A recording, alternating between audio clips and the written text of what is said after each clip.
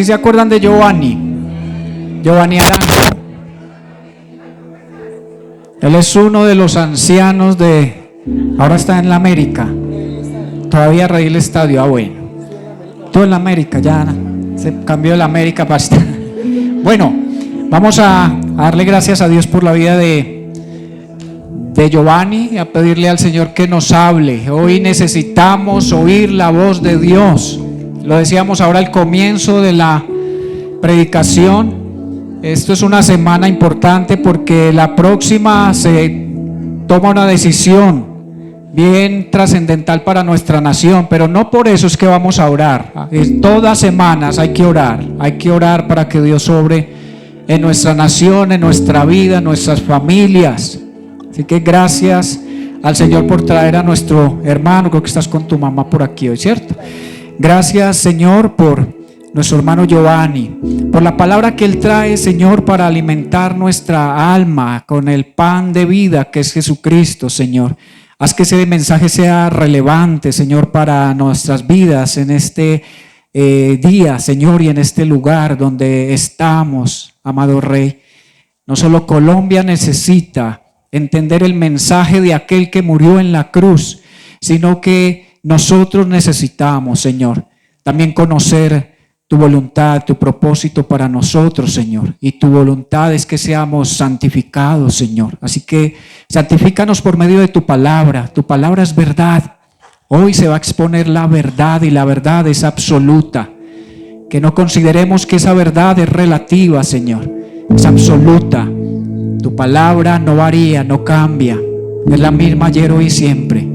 Y por eso oramos, Señor, que esa palabra como espada de dos filos hoy entre profundamente a nuestro corazón y discierna motivaciones, intenciones que quizás no son correctas y las alinee, Señor, con el propósito de tu Espíritu, que es hacernos más y más semejantes a Cristo Jesús.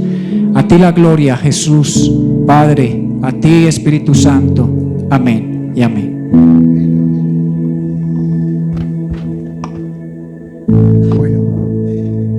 Mis hermanos, buenos días.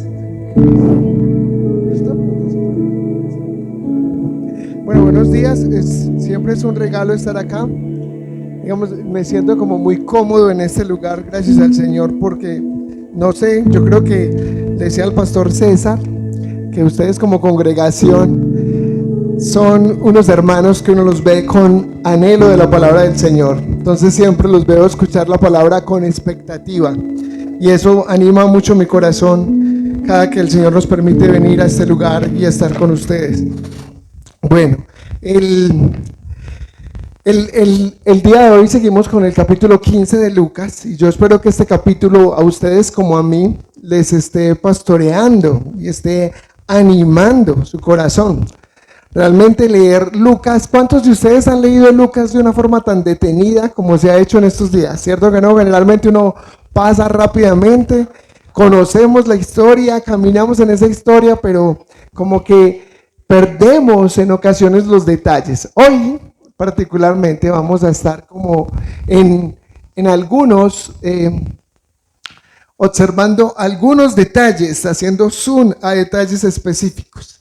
Pero antes de eso yo quiero que como introducción hagamos como un poquito de contexto, de recorderis.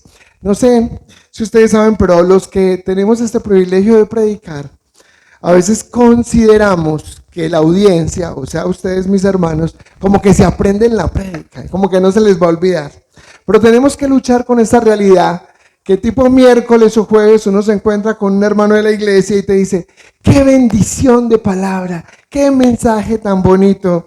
Y uno, gloria al Señor, ¿qué fue lo que el Señor habló a tu vida? No me acuerdo, pero qué bendición de palabra, qué mensaje tan bonito. Entonces, luchamos con eso. Por eso yo quiero que tengamos este pequeño recorderis de contexto muy rápidamente. El comentario de Matthew Henry es un comentario que me gusta mucho, pero también desafía mucho porque no es un comentario como tan confesional, te da como a veces muchas ideas sueltas y cuando predicamos a veces vamos a textos así y quedamos con mucha información. Pero nos trae esta pregunta que me gustó para esta mañana, dice, ¿por qué deseaba el joven? Recordemos que estamos hablando del joven que se va, ¿cierto? Del hijo pródigo. ¿Por qué deseaba el joven tener a la mano todo lo que le correspondía como herencia? ¿Por qué? Y él da unas ideas que yo le voy a leer a usted en esta mañana. Primero, él considera que este joven quería tener toda la herencia en sus manos porque él estaba cansado de obedecer a los papás, de obedecer a su padre, y deseaba una falsa libertad, ¿cierto? Segunda postura que él nos da, o segundo elemento que él nos entrega nos dice que este joven también deseaba tener esto porque él quería escapar de la vigilancia de su padre terrenal, estar lejos. Recordemos que él se va a un lugar lejano. Tercero, esta postura dice que este joven no confiaba tanto en la administración de su padre y por eso él quería tener los bienes en sus manos para administrarlos a como él bien quisiera. Y la última postura que nos da es que este joven era un poco engreído. Recordemos que cuando estamos jóvenes nosotros como que tenemos ese espíritu y ese ánimo de conquistar el mundo y pensamos que podemos lograrlo. Y en esta sensación de grandeza, parecía que este hombre se consideraba mejor administrador que su papá. Él consideraba que podía dar un mejor uso a esto. Luego de todas estas razones, también podemos pensar un poco lo que sucedió. Y es que observamos que el hijo, ¿qué pasó con el dinero y qué pasó con todo lo que tenía? Lo derrochó, lo mecateó, podríamos decir, lo quemó. Quedó en una miseria absoluta, quedó en total necesidad.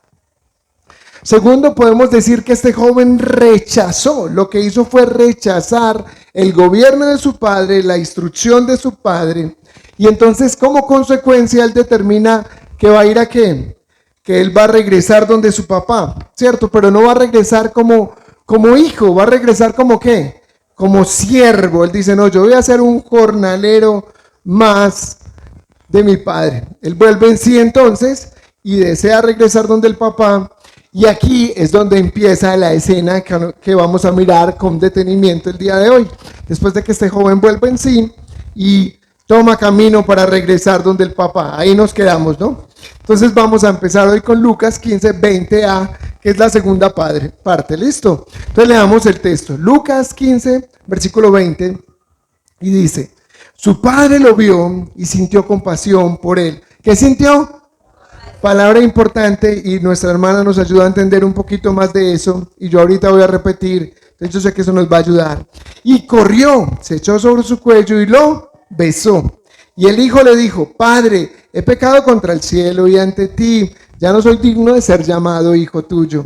Pero el padre dijo a sus siervos, pronto, traigan la mejor ropa y vístanlo, póngale un anillo en su mano y sandalias en sus pies. Traigan al becerro engordado, mátenlo y comamos y regocijémonos, porque este hijo mío estaba muerto y ha vuelto a la vida, estaba perdido y ha sido hallado.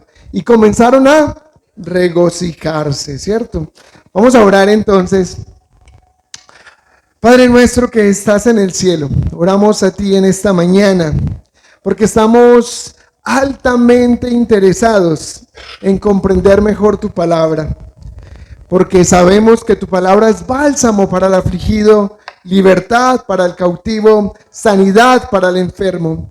Por eso, Señor, rogamos para que tu Santo Espíritu nos ilumine y nos conceda ver tu palabra en esta mañana como lo que es palabra de Dios. En el nombre de Jesús, amén. Bueno, les voy a contar antes de empezar aquí. El Señor con Sebastián, que es un hermano que les está acompañando a ustedes también, y hoy no está, ustedes saben por qué, porque está cargando a Samuel y tratando de entender por qué llora, por qué grita y por qué todo, ¿cierto?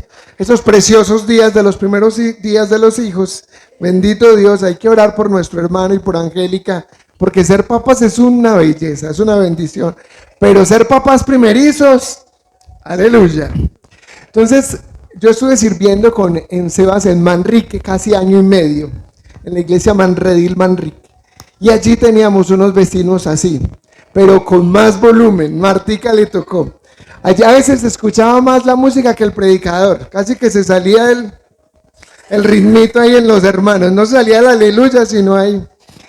Era tremendo. Sin embargo, nosotros llegamos a este lugar que había sido como diezmado, el enemigo había afectado a esta congregación y logramos ver como la iglesia en cuestión de un año y pedacito prosperó. Nosotros llegamos y encontramos 7 hermanos y cuando salimos de allí ya había cerca de 80 hermanos que eran una iglesia que tiene 45 años en el lugar, pero con el paso del tiempo y el desafío de los vecinos diezmó la fe de los hermanos. Entonces digamos que esto del fondo ya hemos caminado por ahí un poco, entonces usted también trate de omitirlo y concentrarse en la palabra del Señor. Lo bueno es que eso no es como música de guitarras y requintos, entonces como que no nos estorba tanto. Entonces pensemos, si fuéramos a colocarle un título a esta conversación sería un regalo sorprendente. ¿A cuántos de ustedes les gusta recibir regalos? A ver, regalos, una berraquera, qué bendición, ¿cierto? ¿Y qué más cuando es un regalo sorpresa? Cuando usted no lo está esperando, cuando no es el día del cumpleaños o de aniversario, sino que es un presente que llega así. ¿Uno cómo es? Sorprendido, gozoso. Qué rico es un regalo así, ¿no les parece? Pues bien, hoy mi propuesta es que miremos esta porción de Lucas y que veamos este texto como el amor de Dios y la misericordia de Dios se expresan como unas acciones concretas y contundentes hacia nosotros, los hijos de Dios. Y esto debe hacer que nosotros veamos esta preciosa misericordia y esta preciosa acción por el amor de Dios como un regalo para nosotros que sorprendente. Como decía la hermana, porque nuestro Dios no es hombre. Su perdón no es como el nuestro. Por eso es sorprendente. Entonces vamos a ver el punto número 1 de esta mañana. ¿Por qué creo que es un regalo? La verdad yo creo que nadie espera que alguien reaccione de la forma que reaccionó el padre de este hijo pródigo. Este padre ve a su hijo que lo ha deshonrado. Ve a su hijo que ha sido grotesco, que se ha salido de su autoridad, que ha rechazado su gobierno, que ha rechazado su instrucción. Y este papá actúa de una forma que nosotros nos sorprende. Actúa de una forma que nosotros no esperamos. Recordemos, su padre lo vio y sintió compasión por él y corrió y se echó sobre su cuello y lo besó. Yo creo que Lucas, cuando escribe esta porción, pone tanto detalle en decirnos cada cosita, porque él quiere que nosotros veamos cada una de esas situaciones con detalle. Él es demasiado descriptivo. Lucas es muy bueno cuando brinda información en su evangelio, pero en este caso en particular nos da estas expresiones y yo quiero que las miremos con detalle. Lo primero que dice es que, ¿qué fue lo que pasó primero? Lo vio, ¿cierto? Lo vio. Entonces esto nos hace pensar en nosotros, en que su papá estaba en estado de ¿qué? De alerta, de alerta. Su papá estaba como, no lo tomó por sorpresa el hecho de que su hijo llegó, en términos de que no vemos que un jornalero o un empleado le avisó, mira, allá viene. No, el padre lo ve. Eso nos hace pensar a nosotros que este padre estaba atento, estaba haciendo sus cosas cotidianas, pero siempre estaba como pendiente de la puerta. ¿Le ha pasado a usted que está esperando a alguien y que usted está como haciendo sus cosas, pero atento al timbre, atento a la puerta, atento a la llamada? Pues esta era la espera del padre. Era una espera que no era como que su hijo llegó y fue una sorpresa en términos de que él no esperaba que su hijo llegara. No, él estaba esperando a su hijo.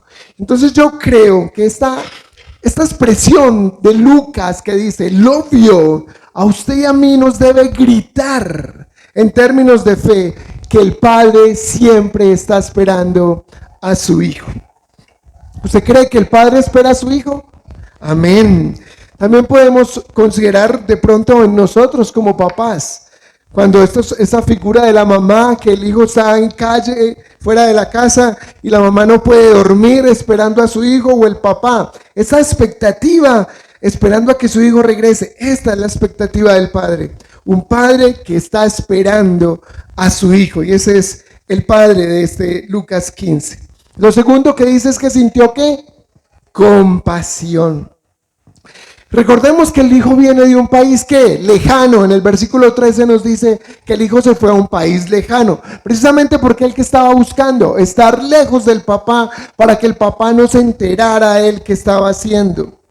Consideremos también que él estaba cuidando cerdos al final de ese episodio de su vida, y eso nos hace también pensar que no estaba en territorio judío, era muy lejos, porque los cerdos son animales impuros para los judíos.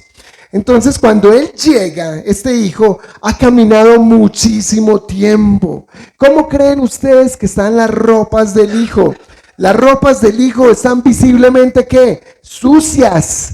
Y pensamos cómo se ve el hijo que ha caminado tanto tiempo, cómo debe verse su estado físico. Se debe ver deshidratado, cansado, pero además el texto nos narraba antes que el hijo había comido mal, se está alimentando de forma inapropiada. ¿Cómo se debe ver entonces el hijo? Sucio, cansado, agotado y débil, como podríamos decir hoy, desnutrido.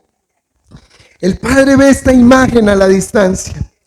Entonces la Reina Valera nos dice esta palabra, movido a compasión. Me gusta porque dice, fue movido a misericordia.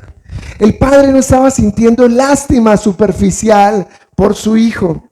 El padre no siente empatía, que ahorita está tan famosa esa palabra. No está sintiendo empatía. Lo que siente el papá es amor profundo. Un amor que lo compunge, un amor que arruga su corazón y lo mueve. Y ahorita vamos a ver cómo lo mueve. Pero si pensamos en la palabra compasión también, según el diccionario, nosotros vemos que la palabra compasión dice que es un sentimiento de tristeza que se produce al ver a alguien y que nos impulsa. O sea, nos mueve, no se puede quedar detenido, nos debe mover a aliviar el sufrimiento del otro. Y entonces esto nos explica lo que el texto luego nos dice. ¿Qué dice? ¿Qué es la siguiente palabra que dice el texto? Los que están siguiendo conmigo, ¿qué dice? Corrió. Entonces ahí vemos una compasión que arruga el corazón, una compasión que hace que el papá se sienta como, ay, mi hijo está muy mal, está débil, se ve frágil, se ve sucio, en mal estado, y ve a su hijo así y entonces siente compasión, y esta compasión como resultado lo mueve, genera una acción de parte del padre, y entonces él corre. Y esta palabra corrió para nosotros suena como muy elemental, porque hoy en este momento postmoderno es normal que los papás seamos muy querendones con los hijos. Algunos papás mayores hasta se sorprenden porque somos más querendones de lo que parece deberíamos, ¿no? Porque expresamos mucho ese amor, que el abrazo, que el te amo. Bueno, en esta cultura judía, que el papá corriera no estaba bien visto. Esta expresión de moverse hacia el hijo era algo indigno, era algo inapropiado. De hecho, como nota al margen, permítame decirle, Deuteronomio capítulo 18, del 18 al 21, dice que cuando un hijo deshonraba al padre, el pueblo podría apedrear a ese hijo por la rebeldía del hijo, por deshonrar a sus padres. Lo digo como nota al margen porque aquí el texto Lucas no nos está diciendo explícitamente eso, pero sí estaba en el ambiente cultural esta situación. Entonces el padre ve a su hijo y corre. Y lo primero es que ellos no ven bien que el padre corra porque es una persona mayor, es un anciano, y entonces un anciano corriendo en su cultura es algo, esta palabra es importante para nosotros, es una señal de indignidad. Es como un desprecio, no está bien. Lo segundo es que este papá era un papá que tenía recursos, era un papá que estaba bien financieramente. peor que el anciano, y además anciano próspero, está corriendo. ¿Y corriendo hacia quién? Hacia este hijo sucio, hacia ese hijo frágil, hacia ese hijo que se ve como desnutrido, ¿no? Entonces, en segundo lugar. Y en tercer lugar, el papá para correr, recordemos que ellos no usan jeans o pantalones como nosotros. Ellos usaban una, ¿cómo se llama? Ya se me fue la palabra. Una túnica, eso es. La túnica, entonces él para correr debía levantar su túnica. Entonces, son tres acciones que juntas están expresando indignidad. Esto no se debe hacer, esto rompe con la cultura, esto es disruptivo, esto no debería estar pasando. ¿Pero al papá le importó eso? No, señores, nada impide que el papá, que fue movido a compasión, que ama profundamente a su hijo como cantábamos en esta mañana, que lo ama con un profundo amor, corra hacia su hijo. También hay que considerar otras emociones. ¿Ustedes también creen que el papá está como en su corazón al ver su hijo? Está gozoso, está entusiasmado, está feliz. Su hijo ha regresado, entonces él está gozoso también. Y eso también anima esta acción. Luego, ¿qué sigue? ¿Qué dice el texto? Pero ¿qué dice antes de eso? Se echó sobre su cuello y lo besó. ¿Qué creen ustedes que significa el se echó sobre su cuello? Exacto, lo abrazó. Básicamente eso está diciendo el texto. Pero pensemos un poco, que este hijo que deshonró a su padre de diferentes formas, no solo al pedirle la herencia, sino con su comportamiento después de recibir la herencia. Yo pienso que deshonró a su papá de todas formas. Este hijo llega donde el padre, y el padre, ¿qué debería hacer? Normalmente, nosotros lo cuestionaríamos. ¿Usted por qué hizo eso? A ver, ¿qué pasó? Siéntese y hablemos, ¿cierto? Pero el padre no está haciendo eso, no lo está cuestionando. Lo segundo que podríamos decir nosotros, vamos a dejarlo que llegue y en unos días, según cómo se comporte, le vamos soltando, ¿sí o no? Pues bien, el papá no hace eso tampoco. No dice, tenemos que esperar un tiempo transitorio. No está diciendo, vamos a ver las evidencias de que este muchacho realmente se arrepintió. No, en ninguna manera. El padre inmediatamente lo ve, lo abraza y lo besa. La Biblia, Nueva Traducción Viviente, dice exactamente eso. Lo abrazó y lo besó. ¡Qué tremenda escena! Yo creo que tal vez es difícil para nosotros, pero pensar yo creo que podríamos pensar, no sé si nos exageramos en esta imagen, pero que pensemos que una persona bien vestida, mayor, que se nota a distancia, que tiene capacidad financiera, lo vemos correr a abrazar a un habitante de calle y lo vemos abrazar a este habitante de calle. El hijo llegó sin zapatos, sin sandalias, porque más adelante nos va a decir, no cambien, pongan sandalias. O sea que llegó descalzo, sucio.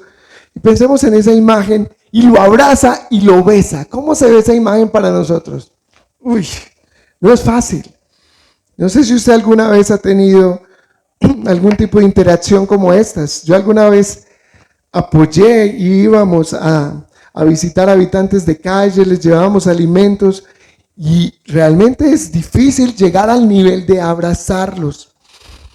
Yo lo confieso, para mí era difícil, aunque no digo que no lo hicimos, pero era difícil. Entonces este padre corre a su hijo, lo abraza, se acerca, él ve su estado devastador y sin pronunciar palabra alguna. ¿No le parece muy interesante que el papá no permite ninguna palabra? Antes de que el hijo module, inmediatamente lo abraza y lo besa.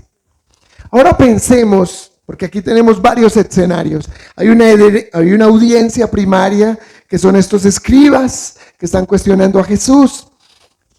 Está el pueblo judío que está ahí cerca, y hoy estamos nosotros viendo eso.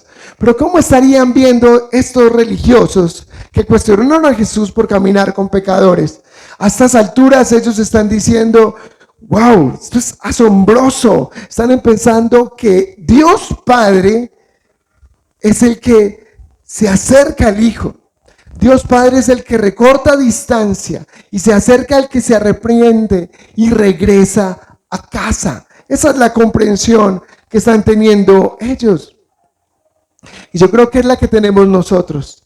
Lo que nosotros entendemos es que Dios Padre es quien actúa, como hasta ahora vemos la parábola.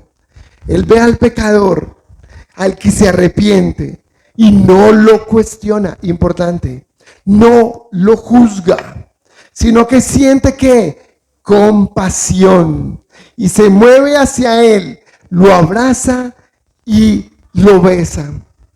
¿Cuántos de nosotros hemos vivido esa preciosa experiencia de nuestro Padre Celestial? De que llegamos con vergüenza, con culpa delante de Él y tal vez como el hijo pródigo preparamos el guión que vamos a decir y entramos delante del Señor y el Señor nos abraza, nos consuela y nos besa. Pero la escena no termina aquí. La escena nos conduce al siguiente momento y es el regalo de la restauración. Vamos a leer del versículo 21 al 24. El hijo le dijo: Padre, he pecado contra el cielo y ante ti. Ya no soy digno de ser llamado hijo tuyo. Pero el padre dijo a sus siervos: pronto, traigan la mejor ropa y vístanlo, póngale el anillo en su mano y sandalias en sus pies. Traigan el becerro engordado, mátenlo y comamos y regocijémonos. Porque este hijo mío estaba muerto y ha vuelto a la vida, estaba perdido y ha sido hallado. Y comenzaron a regocijarse. Entonces aquí observamos la confesión del hijo. Hasta el momento, el papá le dio tiempo al hijo de hablar hasta este momento. Yo creo que el hijo estaba como atropellado, como que es toda esta cantidad de emociones. Recordemos que el hijo había preparado un guión. Yo voy a volver a la casa de mi padre, que me trate como uno de sus jornaleros, pues al menos allá sí hay comida. Él no está esperando en ninguna medida ser tratado como hijo. Y llega este padre y lo atropella con misericordia, con amor, y no le ha dejado hablar. Por eso él no ha podido modular palabra, solo ha sido un receptor que incomprensiblemente, incomparablemente, inconteniblemente ha sido golpeado por el amor de su padre. Entonces el hijo hace esta confesión de arrepentimiento, pero mira, parece que el padre interrumpe esta confesión. Recordemos que él pretende llegar y no ser un hijo, sino ser un siervo. Entonces él le dice: he pecado contra el cielo y ante ti, ya no soy digno de ser llamado tu hijo. Y ahí la conversación pasa al padre. Cambia como si estuviéramos viendo una escena de teatro. Habla el hijo, inmediatamente va a hablar el padre. Primero decir que cuando el hijo dice: he pecado contra el cielo, para el pueblo judío, decir es pecar contra el cielo, está afirmando pequé contra Dios. Entonces lo que el hijo está diciendo: pequé contra Dios y pequé contra ti. El plan que el joven tenía de seguir diciendo cosas no pudo llevarse a cabo, fue roto. Este papá interrumpe la narración, no deja que su hijo hable más, y entonces dice: pronto, traigan la mejor ropa y vístanlo. Y sigue este precioso regalo de restauración. Algunos comentaristas afirman que la mejor ropa, ¿de quién creen ustedes que era la mejor ropa en la casa? Si el papá es el jefe, el próspero, el que administra todo, ¿de quién era la ropa? Del papá. Exactamente, era la ropa del papá. La naturaleza de la acción que busca restaurar a un hijo concuerda con esto. El papá mandó a traer de su propia ropa para vestir a su hijo, a este que estaba sucio, a este que venía débil, a este que venía frágil. Él viene y lo reviste de forma honrosa. Con esta acción, él busca señalarle a los siervos que ha recibido a su hijo. lo transforma entonces de ropa sucia a ropa honrosa. Una cosa es que te vistan y otra cosa es que te vistan con la mejor ropa. No solo se habla de un cambio de ropa, se habla de un cambio de dignidad. Este hijo que llegó dispuesto a ser jornalero está siendo tratado como hijo y está siendo restaurada su dignidad de hijo. Luego le dice que le pongan en su mano un anillo. Se cree que este anillo tenía el sello familiar.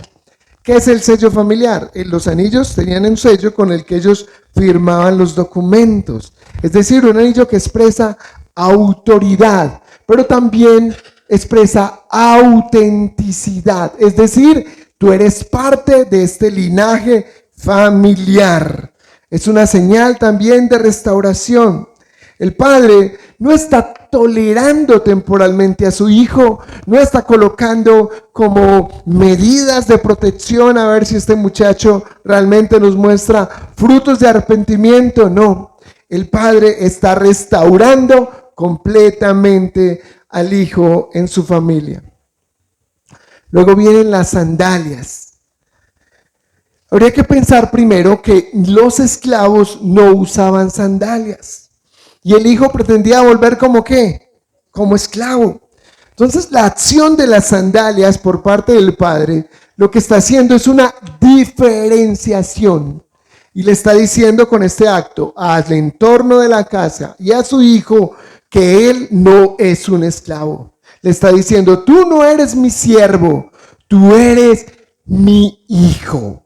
Entonces por eso le colocan sandalias. Finalmente le dice que traigan el becerro engordado, mátenlo y comamos y regocijémonos. El becerro era un animal que se engordaba para una ocasión especial. En esta ocasión especial, generalmente cuando el hijo cumplía la mayoría de edad, que para los judíos es los 13 años, ahí se comían el becerro, o cuando un hijo se iba a casar. Pero esta ocasión es la mejor ocasión, afirma el padre. Y el padre nos dice la razón, él está celebrando que su hijo se había perdido y lo ha hallado. Entonces el padre no solo perdona al hijo, también que celebra que su hijo ha regresado. ¿Y por qué él celebra esto? Porque para este padre el hecho de que su hijo regrese no solo lo mueve a compasión, como leíamos hace unos momentos, sino que también lo satura de gozo, de gran gozo. Este papá está feliz porque su hijo ha regresado. Hasta ese momento nosotros como que ya tenemos todo el cuadro, ya entendimos más o menos la historia, tenemos detalles de la historia. Entonces yo quiero que entremos como en una conclusión que nos guíe a nuestras aplicaciones.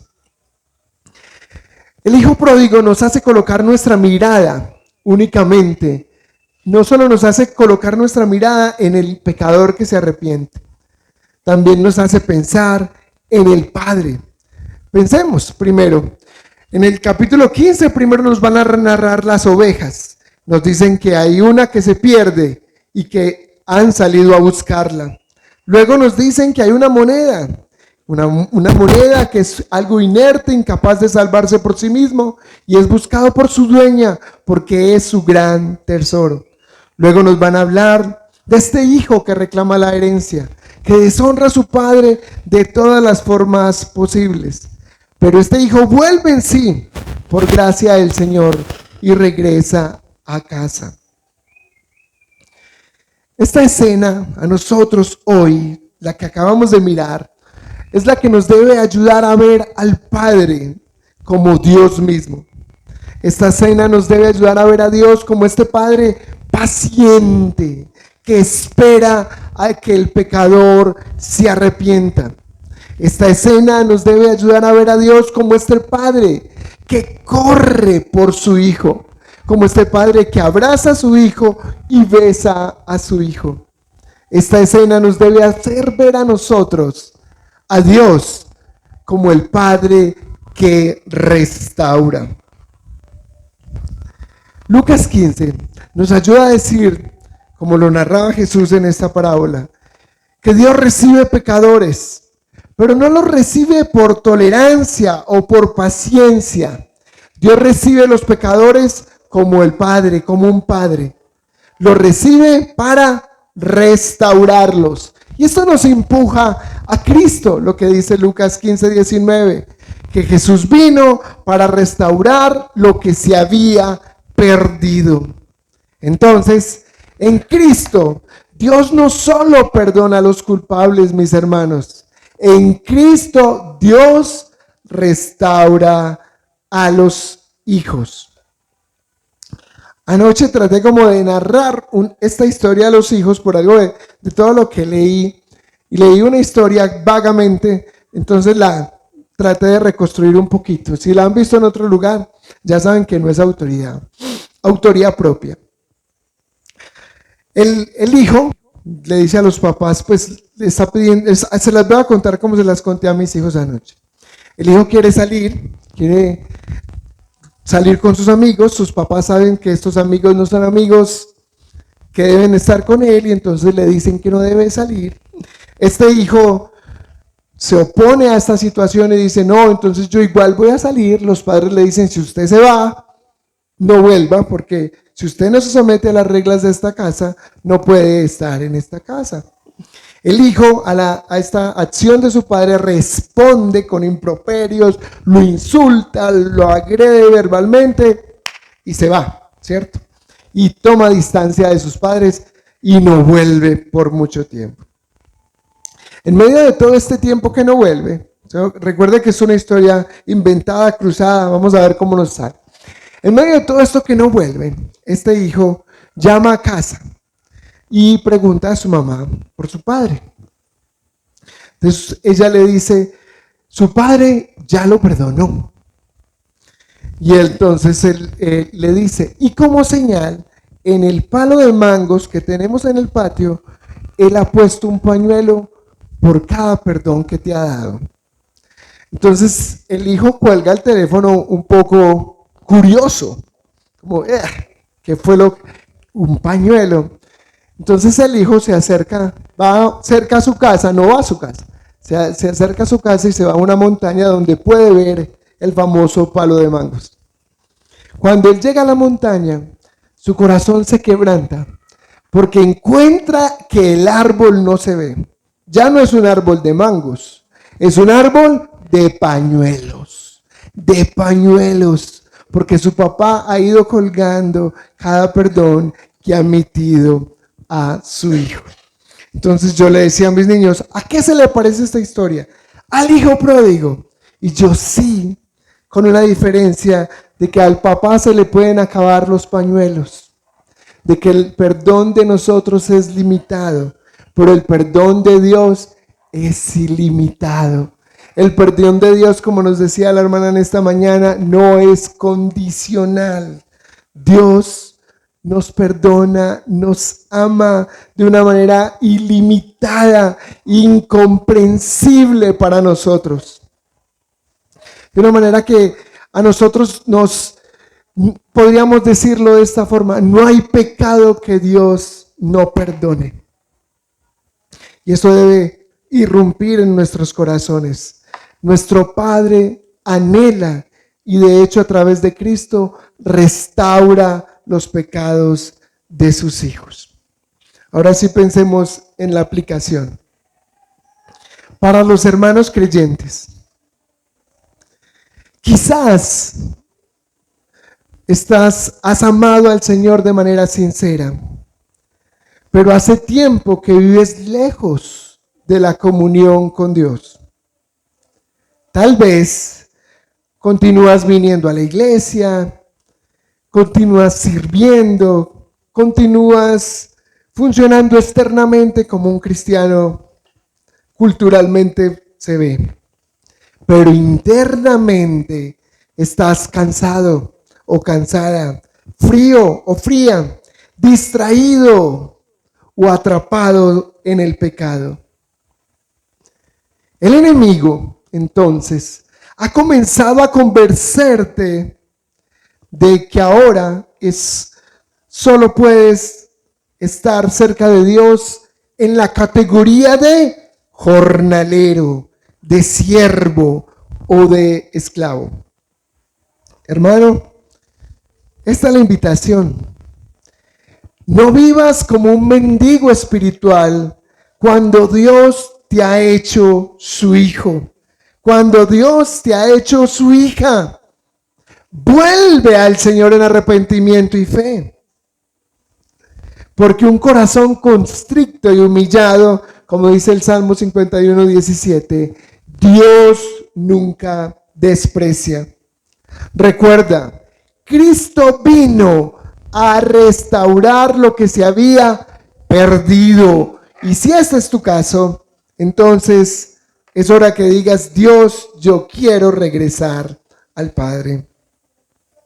Ahora, para los no creyentes, tal vez es primera vez que estás en una iglesia, o quizás llevan mucho tiempo escuchando el Evangelio, pero continúas resistiéndote a entregar verdaderamente tu vida al Señor.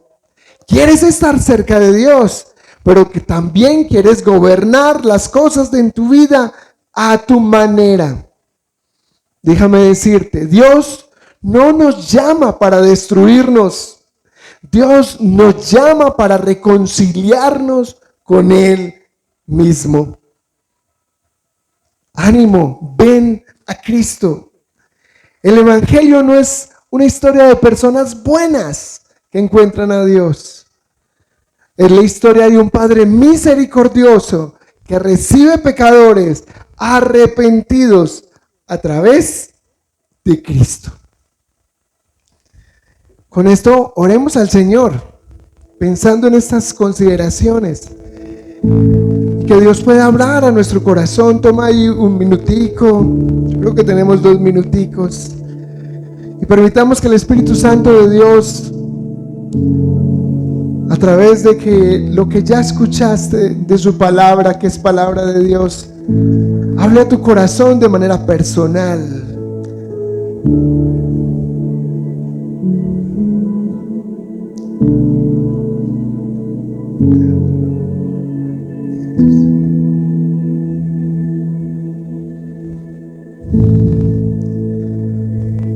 Padre nuestro,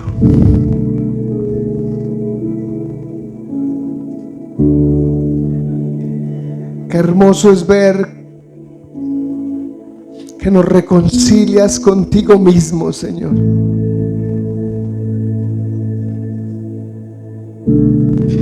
Hoy hemos escuchado tu palabra, hemos visto esta imagen preciosa.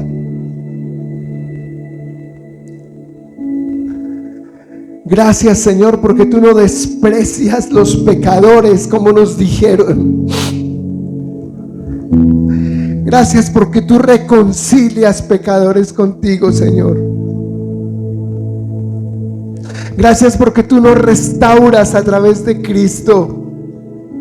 Porque el perfecto, el sin mancha y sin arruga, tomó nuestro lugar y se presentó delante de ti.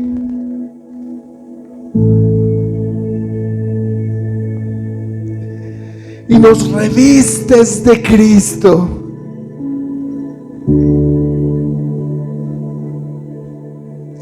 Gracias por tu amor eterno por cada uno de los que estamos en este lugar, Señor. Gracias porque, como leíamos en Oseas 11, ante nuestro pecado, nuestra fragilidad, nuestra desobediencia, el querer alejarnos de tu gobierno, el querer hacer las cosas a nuestra manera, Señor, tú extiendes gracia y misericordia. Tú no nos juzgas como a los demás, destruyéndolos. Tú extiendes gracia y misericordia. Y por eso estamos aquí en esta mañana escuchando este mensaje, porque tú a bien has permitido hoy, una vez más, extender gracia y misericordia, Señor. Por eso oramos, Dios. Padre, que los que necesiten hoy decir: Señor, vengo delante de ti en arrepentimiento y fe, No esperen un minuto más, un día más, otra oportunidad, que hoy tomen la oportunidad de volver a ti. Que si estamos llevando una fe fingida, podamos decir: Dios, ayúdame, Señor. Me cansé de hacer las cosas a mi manera, de vivir un evangelio cultural, externo. Toma nuestro corazón y transfórmalo, Señor, porque tú nos amas y nos amas tanto que nos transformas, mi Dios. Ven al Padre en esta mañana. Habla con Él, hermano, habla con Él. Toma este momento de oración. Habla con Dios en este momento. Preséntate genuinamente delante de Él.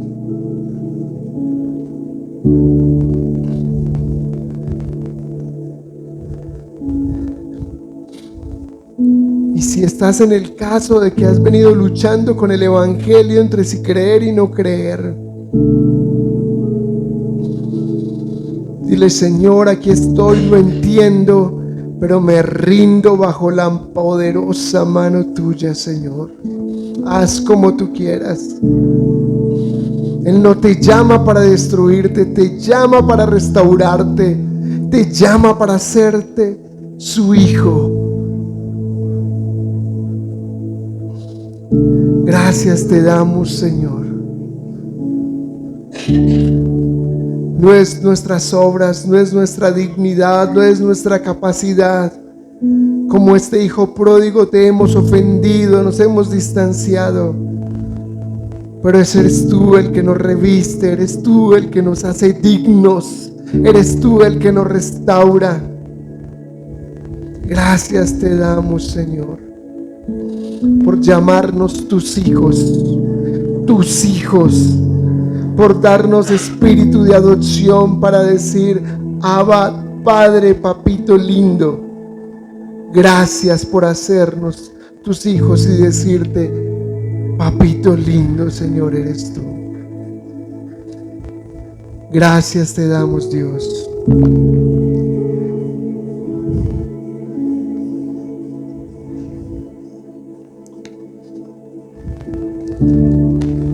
Te alabamos, Señor, y te bendecimos, mi Rey, en el nombre de Jesús.